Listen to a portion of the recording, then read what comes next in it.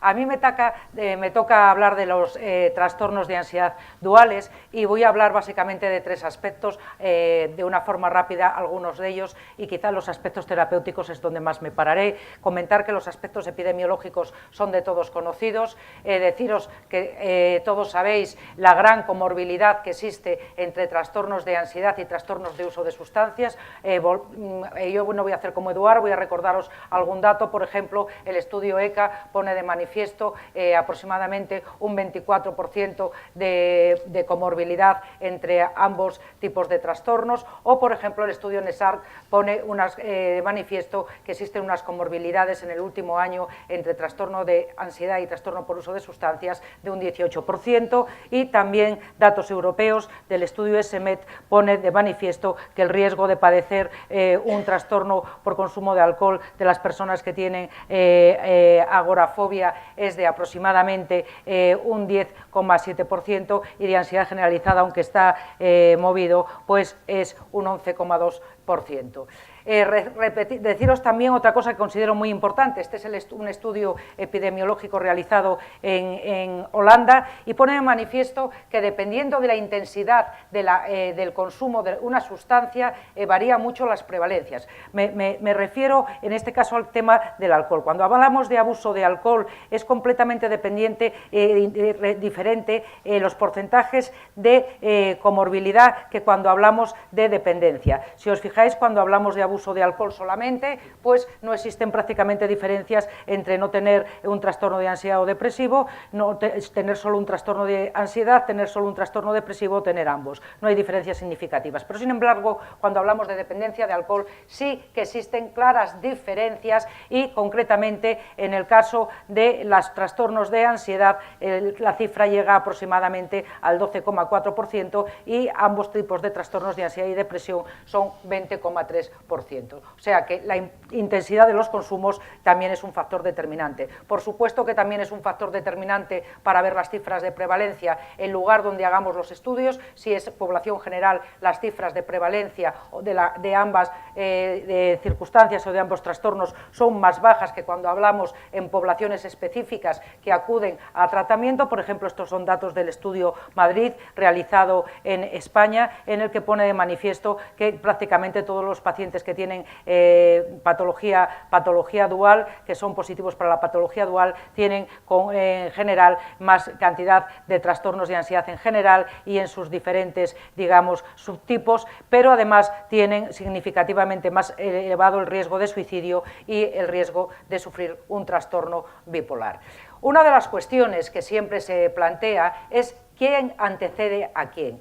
¿Quién va antes? ¿El trastorno de ansiedad en este caso o el trastorno por uso de sustancias? Pues estos son datos de un estudio ya publicado en el año 1998, que es del Consorcio Europeo de Epidemiología Psiquiátrica, y pone de manifiesto que en el caso de los trastornos de ansiedad, a diferencia de lo que ocurre en los trastornos depresivos, generalmente los trastornos de ansiedad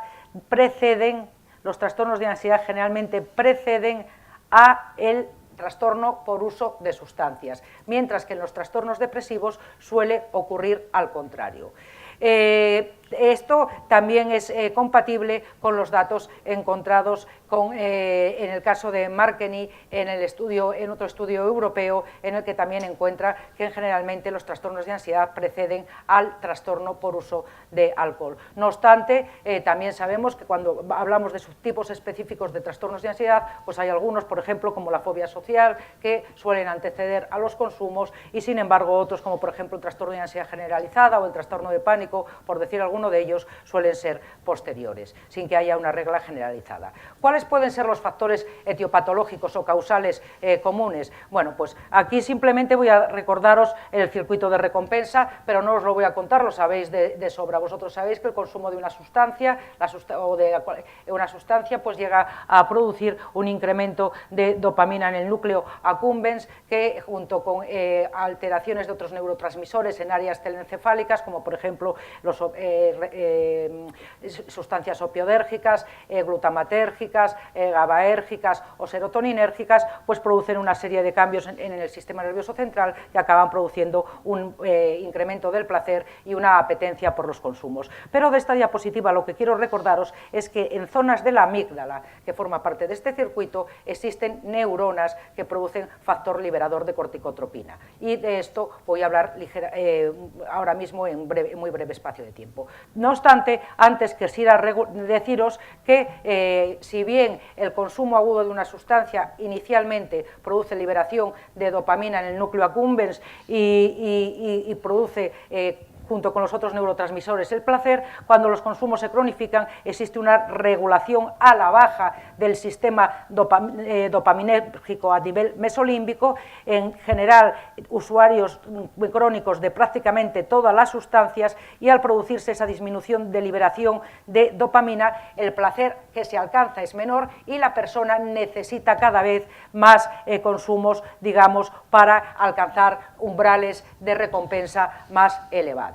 Volvamos ahora al tema del otro de los aspectos que pueden ser o han sido mucho tiempo estudiados como posibles factores causales, que es el eje hipotálamo hipofisario adrenal. Os recuerdo que había neuronas que tenían factor liberador de corticotropina a nivel de la amígdala, y os recuerdo que en este eje, en el núcleo paraventricular del hipotálamo, también se produce factor liberador de corticotropina, y todo esto cascada acaba con una liberación incrementada ante una situación, digamos, estresante de cortisol, entre otras cosas, a nivel del eje adrenal. Bueno, pues quiero señalaros que la cantidad de cortisol que secretamos cada una de las personas, tanto a nivel basal como inducido por situaciones de estrés, tiene un componente que parece que genético bastante importante. Concretamente, los niveles de cortisol basales que tenemos cada uno de nosotros están influidos hasta en un 60% prácticamente por nuestros genes y por nuestra base genética, y el inducido ante situaciones de estrés prácticamente en más de un 95%. Es decir, la carga que nosotros tenemos de respuesta con el cortisol viene producida o es innata. También quiero recordaros que existe, que es importante, una relación entre el cortisol y la dopamina mesolímbica. Resulta que existen datos que ponen de manifiesto que tanto en personas que nunca, en jóvenes que nunca han consumido sustancias, vamos, que no tienen problemas ni de abuso ni de dependencia, tanto el cortisol basal como el inducido por el estrés se correlacionan con la liberación de dopamina a nivel ventroestriatral. Y ocurre también que el cortisol inducido por el estrés se correlaciona con los efectos subjetivos positivos de las anfetaminas. Es decir, parece que los que liberan más cortisol van a la vez a liberar más dopamina, y cuando consumen anfetaminas van a tener mayor recompensa, con lo cual van a tener mayor posibilidad de seguir teniendo estos consumos.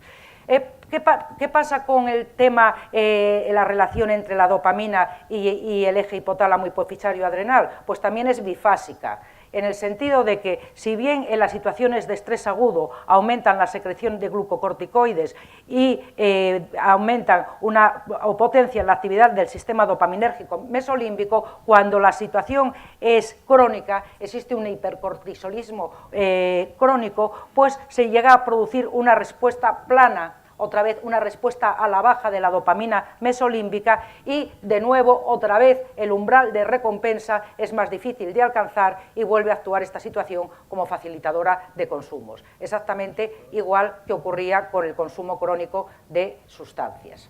Esto ocurre con las situaciones de estrés. Otro de los factores implicados puede ser el sistema serotoninérgico. Todos conocéis el polimorfismo del gen del transportador de serotonina. Simplemente deciros que los portadores del alelo corto, pues voy a saltarme esto, pues parece que es el alelo hipofuncionante, pues tienen, entre otras cosas, pues demostrado en metaanálisis, pues mayor posibilidad de dependencia al alcohol, y además existe una mayor asociación con este alelo corto si existe comorbilidad psiquiátrica, o sea, encima tienen más probabilidades de tener otras comorbilidades psiquiátricas, un comienzo más temprano de la adicción y mayor gravedad de la misma. Ojo que este es el primero de los metaanálisis, existe otro ciclo posterior en el año 2010 que ratifica los mismos resultados y sin embargo uno realizado en el año 2015, que es el de Villalma, pues no encuentra dicha asociación. Os lo dejo ahí por lo menos para que lo tengáis presente.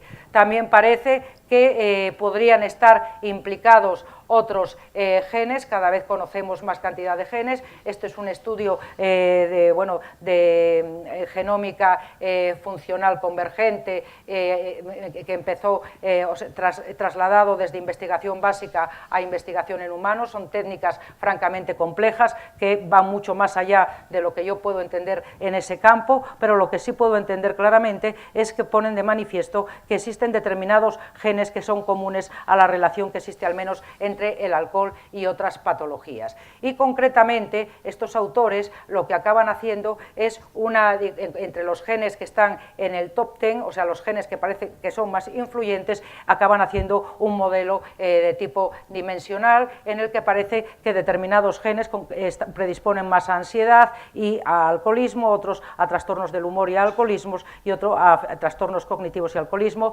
Concretamente los que tienen que ver con el alcoholismo y la ansiedad pues son el receptor de la dopamina 2 y un gen relacionado con la neuroplasticidad y la neurogénesis. Bien, pues ahora vamos a los aspectos terapéuticos. Desafortunadamente, cuando empezamos, bueno, desafortunadamente no, afortunadamente Luis nos embarcó en este gran crucero, que es el de la guía práctica de patología dual, y yo fui la coordinadora del grupo de ansiedad. Y teníamos pues que redactar para estos 4 apartados y nos encontramos con una primera cosa, que solamente disponíamos de estudios de calidad para el primero de los apartados, para los trastornos duales de ansiedad y alcohol. Para los demás, y teníamos 9 estudios en total, además. Para lo demás, la evidencia era 0, la evidencia del nivel suficiente para entrar a nivel de una guía. Cuando hicimos las preguntas pico correspondientes, y nos llevamos un gran chasco. O sea, los fármacos que estaban estudiados en esos estudios, para que os hagáis una idea, eran la sertralina, la paroxetina, la desipramina, la naltresona, el disulfiram y la buspirona, es decir, fármacos antiguos o que ya no están que no están en el mercado español. Encima nos encontramos que solamente había estudios de un nivel suficiente para el trastorno por estrés postraumático y por supuesto el uso de alcohol y para el trastorno de ansiedad social y el uso de alcohol. Y después había un epígrafe de ansiedad en general y con todo eso no podemos más que llegar a tener, una vez que hicimos todo el sistema GRADE, recomendaciones débiles, que en general son de tipo negativo, o sea, no podemos recomendar los SRS, no podemos ni tanto para los síntomas de ansiedad y TPT, ni para el consumo de alcohol, no podemos recomendar la desipramina, podemos recomendar la desipramina frente a la paroxetina para disminuir los síntomas de ansiedad en el trastorno por estrés postraumático y trastorno por consumo de alcohol de una forma débil, pero sin embargo no la podemos recomendar para reducir el consumo de alcohol. Podemos recomendar naltresona frente a placebo para disminuir los síntomas de ansiedad en pacientes con trastorno por estrés postraumático y consumo de alcohol, pero también es una recomendación débil. No podemos recomendar la naltresona para reducir el consumo de alcohol en pacientes con TPT. O sea, que estamos encontrando cosas que casi son a veces contrarias. No podemos recomendar el disulfiram en ninguno de los 2 casos y no podemos recomendar la naltresona con el disulfiram en ninguno de los 2 casos. Estoy hablando de TPT y consumo de alcohol. Y con el trastorno de ansiedad social nos ocurre algo muy parecido, que no podemos recomendar los inhibidores selectivos de recaptación de serotonina, aunque sí podemos recomendarlos, concretamente la paroxetina, para reducir el consumo de alcohol en pacientes con ansiedad social, pero sobre todo porque disminuye la necesidad mejora algo la ansiedad social y entonces consumen menos alcohol. por decirlo de una forma lenta, y tampoco podemos recomendar la buspirona. Entonces, ante esta perspectiva, pues, ¿qué os puedo decir yo de cómo abordar a esto? Bueno, pues yo no me quiero conformar con llegar hasta aquí, quiero deciros alguna cosa más, aunque no está basada en la evidencia, está basada en otros datos y en mi propia experiencia clínica. En primer lugar, estamos tratando mal los trastornos de ansiedad. Ya no me meto en los trastornos por consumo de sustancias ahora, trastornos de ansiedad. En el estudio SMED pone de manifiesto que cuando tenemos delante un trastorno de ansiedad, sobre todo usamos ansiolíticos, y cuando tenemos que usar solamente, es decir, benzodiazepinas prácticamente en la mayor parte de los casos, y cuando solamente estamos usando un fármaco para tratar al paciente, la mayoría de ellos reciben ansiolíticos y no antidepresivos, siendo los antidepresivos claramente la primera indicación desde hace ya un buen montón de años. No obstante, todos nosotros hemos visto esta recomendación de la Agencia Española del Medicamento 40.000 veces, en que el uso de benzodiazepinas tiene que ser por periodos cortos de tiempo, aunque no somos capaces en la clínica de soportar esta situación muchas veces porque los pacientes nos llegan con años y años de consumo de las mismas y no somos capaces a quitarla. Todo esto a pesar de que en las encuestas realizadas por el Plan Nacional sobre Drogas, las benzodiazepinas son utilizadas como primera, en el caso de la población entre 15 y 64 años, es la primera sustancia consumida después del alcohol y del tabaco, y en los jóvenes entre 14 y 18 años, la segunda después del alcohol, o sea, de alcohol, tabaco y cannabis. Y sobre todo esto ocurre en el sexo femenino, y sobre todo es llamativo que las prevalencias de consumo en los jóvenes son prácticamente las mismas que las de la población adulta, o sea que la gente ya empieza desde jovencísima a consumir benzodiazepinas. Por otra parte, las benzodiazepinas quiero señalaros que son bastante resistentes a los tratamientos. Esto es un estudio que hicimos en Asturias y era en pacientes dependientes de opiáceos, pero eran policonsumidores, por supuesto la mayoría de ellos. Y en el seguimiento a 6 años vimos que prácticamente, bueno, por supuesto mejoró mucho el consumo de opiáceos, pero el consumo de benzodiazepinas permaneció prácticamente igual, pasaron de un 45,5 a 43,9 a los 6 años, o sea, no se movió, es una adicción que no tenemos en cuenta y es difícil de mover, y además tiene una cantidad de policonsumo o de otras sustancias asociadas inmensas, sobre todo las de tipo sedante, son las terceras en posibilidades de policonsumo, con una prevalencia al año de otras posibles sustancias de prácticamente 6.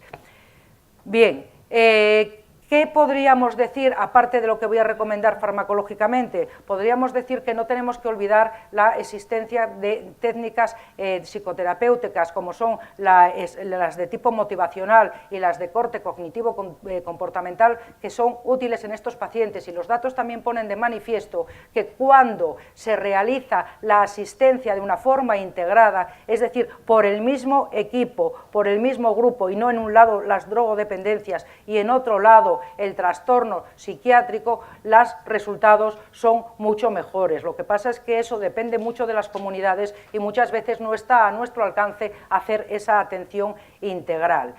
Y esto es una diapositiva de mis recomendaciones finales, bueno, de las que hacemos nosotros. Esta la hicimos por primera vez en el año 2011, hicimos una publicación posterior en el año 2014, no hubo manera de cambiar nada porque no había nada nuevo para cambiar, y ahora en el 2016, que hemos también actualizado el protocolo de ansiedad, pues tampoco hemos cambiado nada. Simplemente señalar que mis recomendaciones, o las de nuestro grupo, son que si el trastorno de ansiedad es inducido, valorar la gravedad del consumo y la situación psicopatológica y sociosanitaria del paciente, si es leve o moderada, hacer un tratamiento ambulatorio, si es grave, un tratamiento hospitalario del consumo, y bueno, entonces con la disminución o abstinencia del consumo, pues muchas veces solamente necesitamos dar un soporte, si es inducido, insisto, de tipo psicológico para el trastorno de ansiedad, si es inducido.